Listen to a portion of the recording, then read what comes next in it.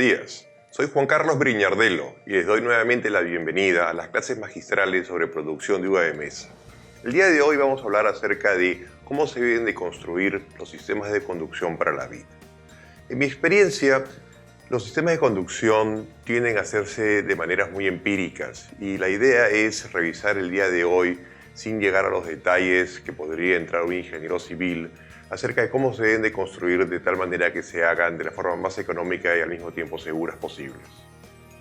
Un sistema de conducción se define como la estructura de postes y alambres que dan sostén a la vid. La vid es un frutal, pero no es propiamente dicho un árbol frutal. Tiene una limitada capacidad para erguirse por sus propios medios. En estricto rigor pertenece al grupo de las lianas. Es una planta rastrera, trepadora. No forma un tronco que por sus propios medios puede erguirse con mucha estabilidad, ni va a llegar a mayor altura, a menos que tenga alguna otra estructura de la cual pueda agarrarse. En ese sentido, para producir uva de mesa se hace necesario construir esas estructuras que, como dije anteriormente, dan soporte a la vid. El sistema de conducción en una viña de uva de mesa es muy probablemente el elemento en sí de mayor costo. La cantidad de postes, alambres, anclajes que utilizamos representa una cantidad significativa de dinero que en algunos casos, dependiendo del terreno, pueden llegar a ser incluso más costosos que el terreno en sí mismo. En ese sentido es muy importante que los construyamos adecuadamente. Es muy importante que estén bien hechos y debido a la cantidad de materiales es importante hacerlo posible porque sean los más costosos posibles. Un ligero incremento del orden del 10 o el 15%, una extensión grande de terreno de 100 o más hectáreas puede representar decenas de miles de dólares. Los objetivos del sistema de conducción desde un punto de vista agrícola. Punto número 1, como lo dije anteriormente, es el dar soporte a la vid. El punto número 2 es hacer más eficiente el manejo de la luz e incrementar el área fotosintéticamente activa. Esto va a generar aumentos en términos cuantitativos y cualitativos. El tercero sería permitir una adecuada exposición a la luz del sol. El cuarto, y particularmente para producción de uva de mesa, es el permitir una adecuada separación entre el follaje, y por follaje o canopia deben tenerse las ramas y las hojas y la fruta, para de esta manera evitar que el contacto entre la fruta y las hojas pueda producir daños a la fruta, que en muchos casos podrían ser de carácter estético, pero finalmente son daños.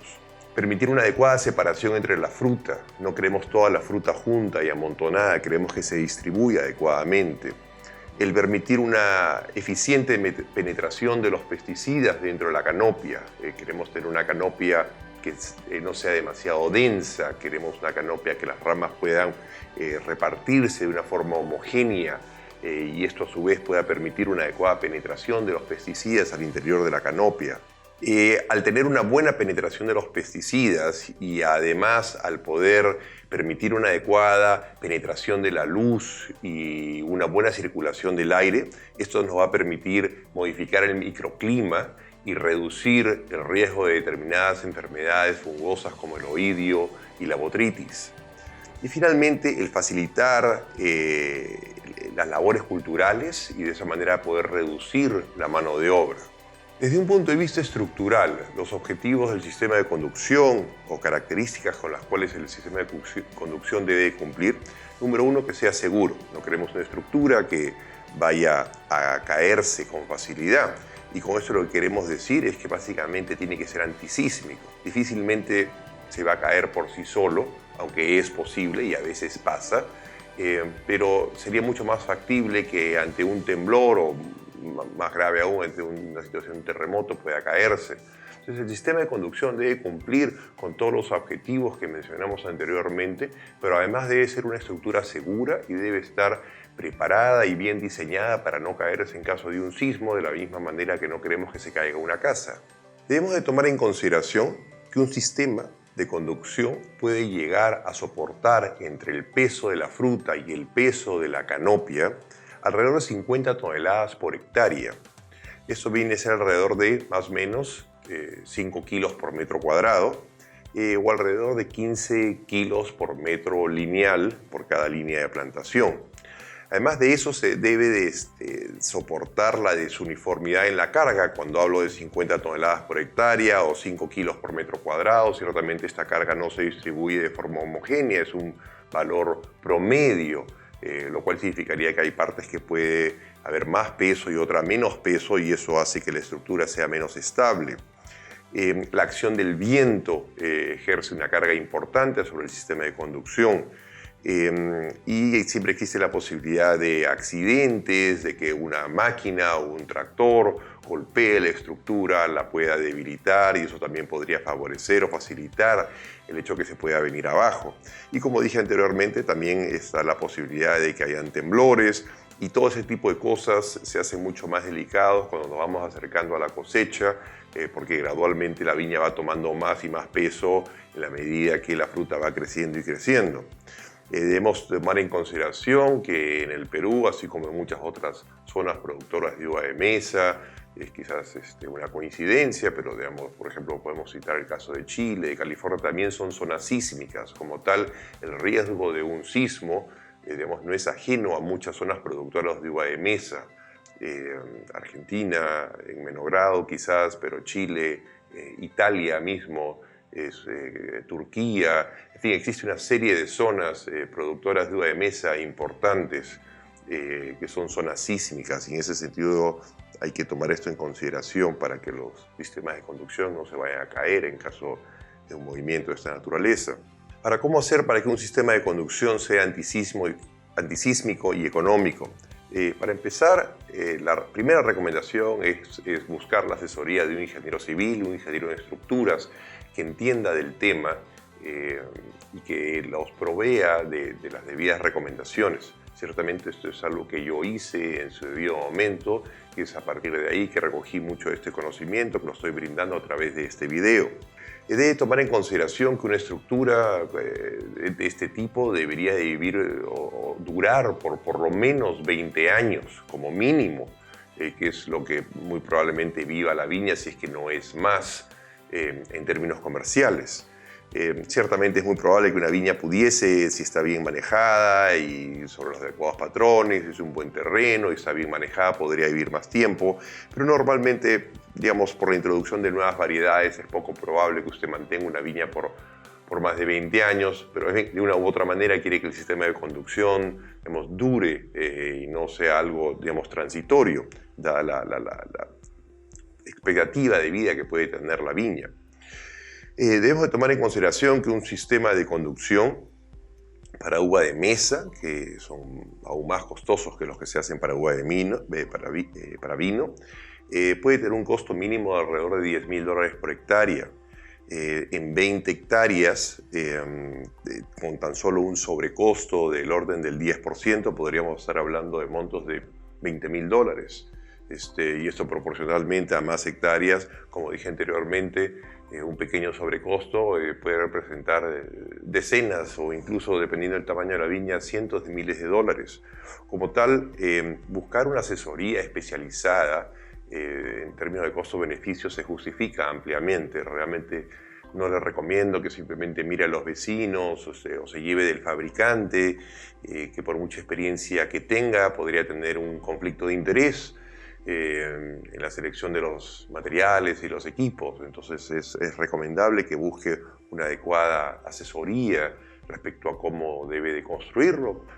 Por último está el hecho de que si bien su vecino podría haber sido adecuadamente asesorado, de repente las condiciones de su vecino no aplican a las suyas. De repente es un diferente tipo de terreno, diferente pendiente, los paños o cuarteles serían de diferente tamaño, diferentes variedades, que unas pueden producir más y menos, y puede haber mayor carga o menor carga. En fin, puede haber un sinnúmero de variedades o un sinnúmero de condiciones que pudieran hacer que las condiciones de su vecino, a pesar de que fue debidamente asesorado, no apliquen para su caso.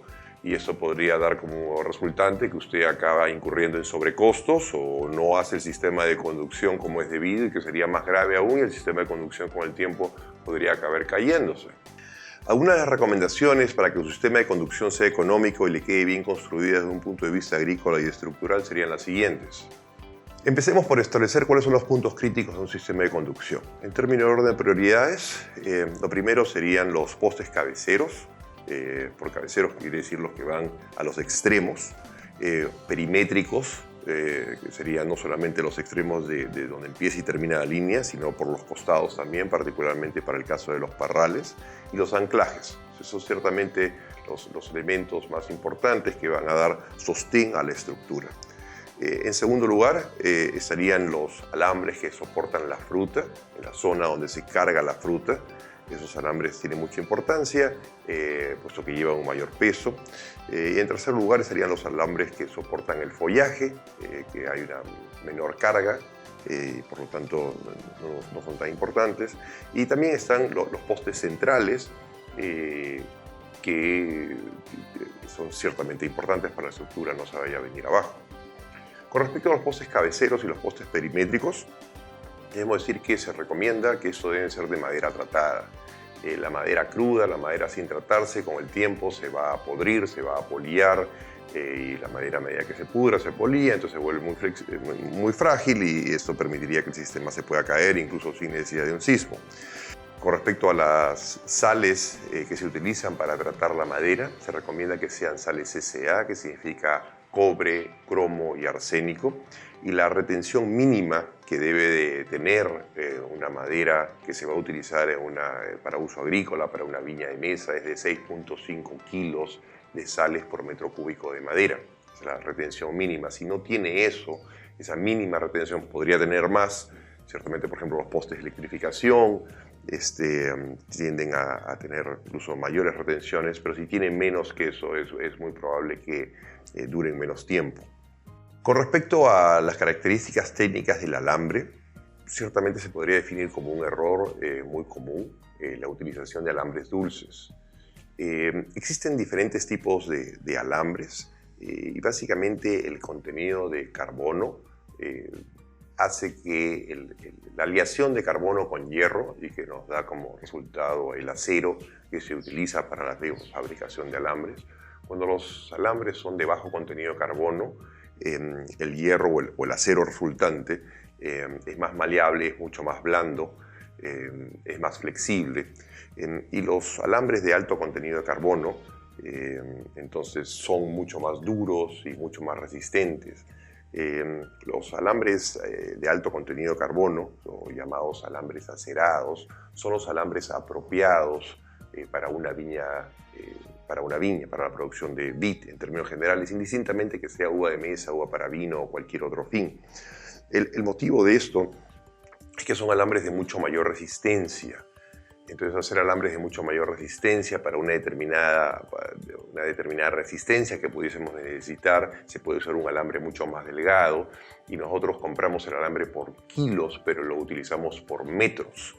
Entonces, a un mismo metraje, un alambre acerado, a un mismo diámetro, el alambre sería más duro, y a una misma resistencia, el alambre acerado nos rinde mucho más metros a una misma resistencia por kilo. Entonces es un error el utilizar alambres dulces o alambres semiduros, porque siempre el alambre acerado va a ser mucho más eficiente. Si usted no necesita de mayor resistencia, entonces puede comprar un alambre acerado más delgado. Y si usted necesita más resistencia, entonces debe utilizar un alambre acerado más grueso. Pero una situación o la otra, todo parte por la resistencia que va a tener. Mucha resistencia, mediana resistencia, baja resistencia. La resistencia se mide en kilos fuerza. En fin, hay diferentes formas y diferentes unidades de poder medir la resistencia, pero lo que usted parte es por identificar cuál es la resistencia. En la zona, por ejemplo, donde va la fruta, la resistencia va a ser mucho mayor porque el peso va a ser mucho mayor, y en las zonas donde solamente va a haber follaje, la resistencia es menor. Entonces, ciertamente usted utilizaría un alambre más grueso para las zonas donde va la fruta, y un alambre más delgado para las zonas donde solamente va la canopia. Pero y una vez que tiene identificado esa resistencia, Entonces usted compra el alambre adecuado para esa resistencia. Y en cualquier escenario el alambre acerado siempre va a ser una mejor opción que el alambre dulce, porque como les he explicado anteriormente, a una misma resistencia el alambre acerado le rinde muchos, pero muchos más kilos, muchos más metros, quise decir, por kilo de alambre. Entonces en cualquiera de los escenarios el alambre acerado va a ser una mucho mejor opción. A continuación, para demostrar esto, presento un cuadro con los principales alambres que se venden en el mercado nacional que se tienden a utilizar para la construcción de sistemas de conducción. Sobre el lado izquierdo está la columna donde dice calibre y pongo los alambres dulces en calibres que van del 8, el 10, el 12, el 14 y el 16. Cuanto el valor del calibre sea menor, el alambre es más grueso, y cuando el número del calibre es mayor, el alambre es más delgado. En ese sentido, el alambre número 8 tiene 4.2 milímetros de diámetro, mientras que el alambre 16 tiene 1.65 milímetros de diámetro. Después tenemos los llamados alambres duros, que se venden normalmente en calibres 14 y 16. El diámetro que correspondería sería exactamente el mismo. El 14, duro 14 es de 2.11 milímetros, el 16 duro es de 1.65 milímetros de diámetro. Y después marco ahí los alambres acerados, que normalmente se venden en 2 milímetros y en 2.5 milímetros, ya la nomenclatura para el calibre cambia. Y eso, 2 milímetros quiere decir que son 2 milímetros de diámetro, 2.5 milímetros de diámetro.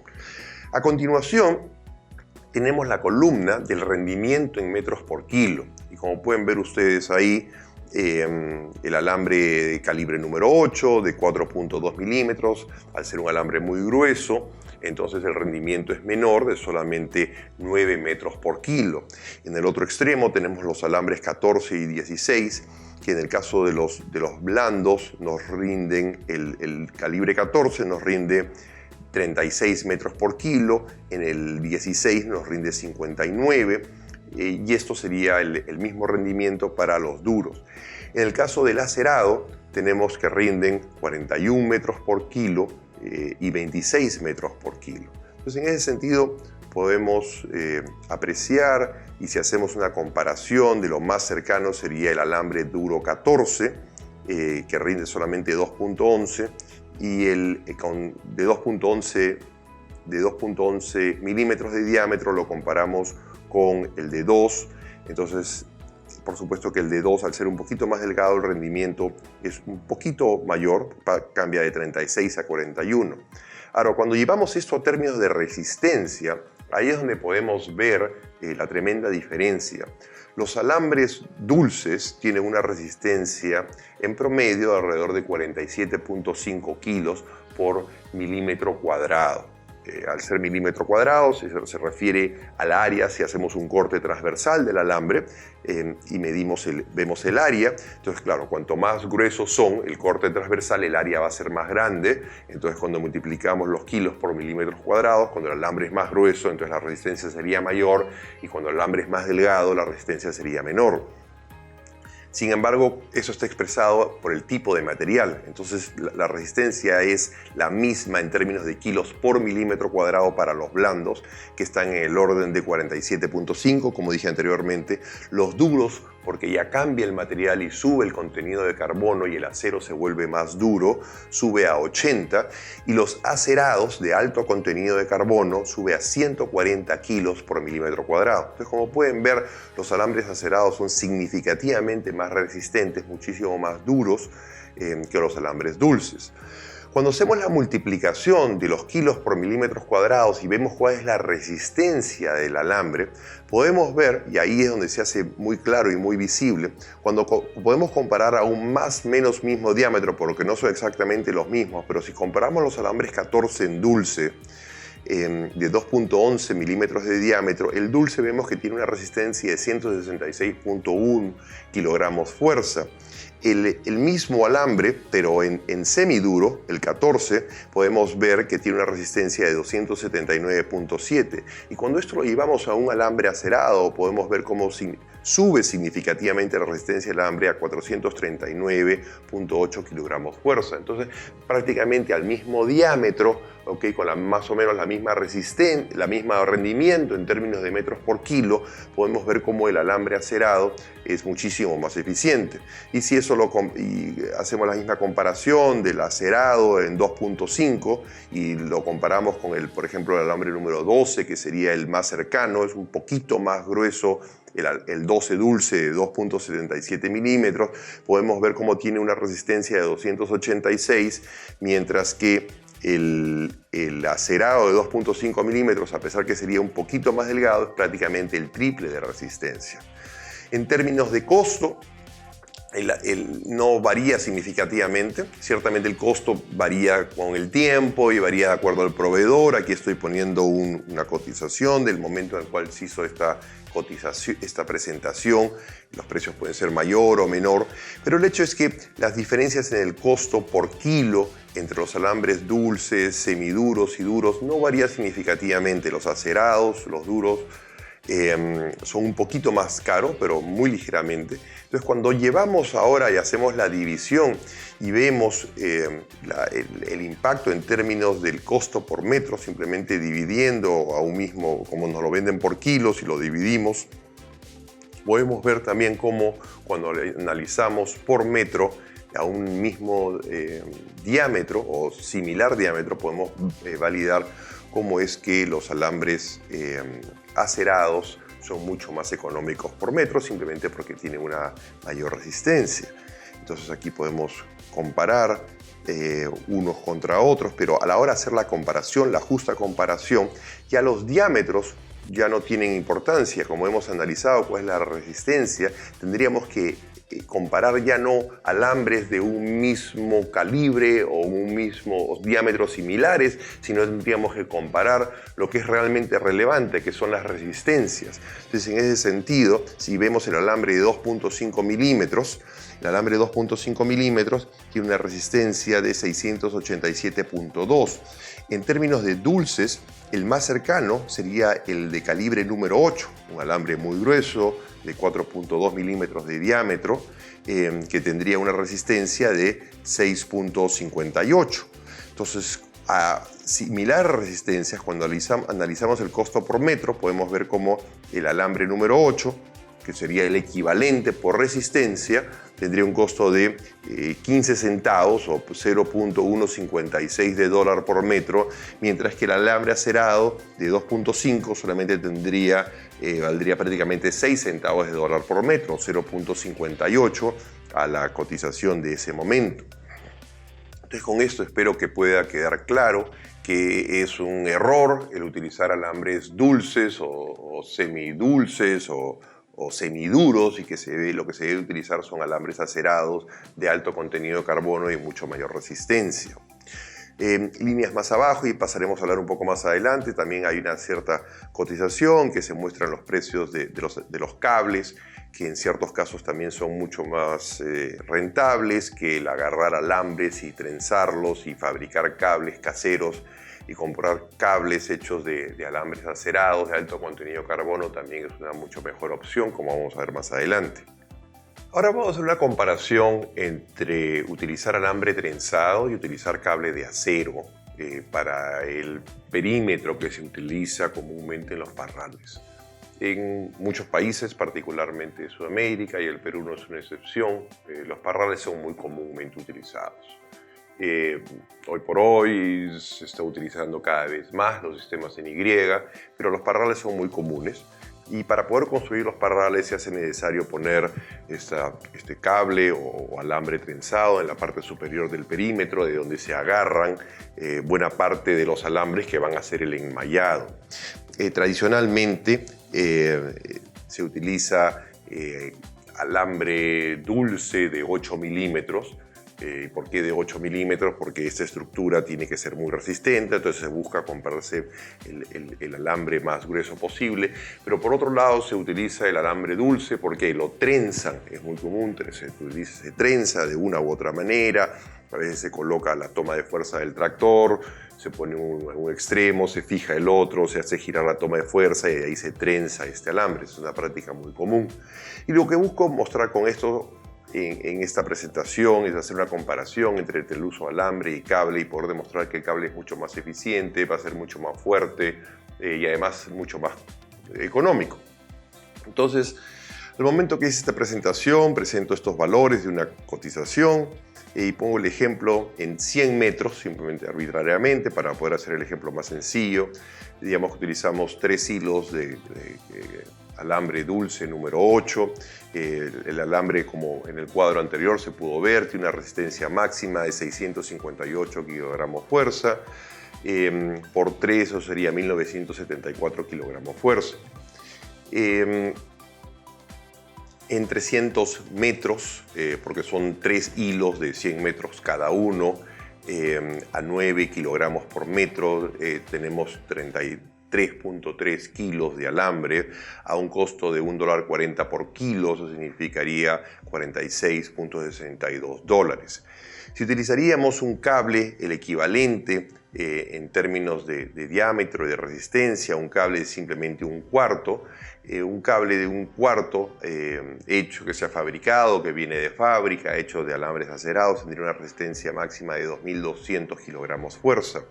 Y 100 metros, porque ya no se trenzaría, simplemente se pondría un cable de 100 metros, costaría 37 centavos de dólar el metro, lo cual significaría que 100 metros de alambre nos costaría $37. Entonces, en conclusión, podemos ver que el cable más cercano, en términos de equivalencia, sería 20% más barato y 100% más fuerte. Entonces, a todas luces, el cable sería una mucho mejor opción, además de que nos ahorraríamos todo el tema de la mano de obra, la dificultad de tener que trenzar el alambre, y el cable se convierte en una opción, digamos, mucho más económica y muchísimo más eficiente.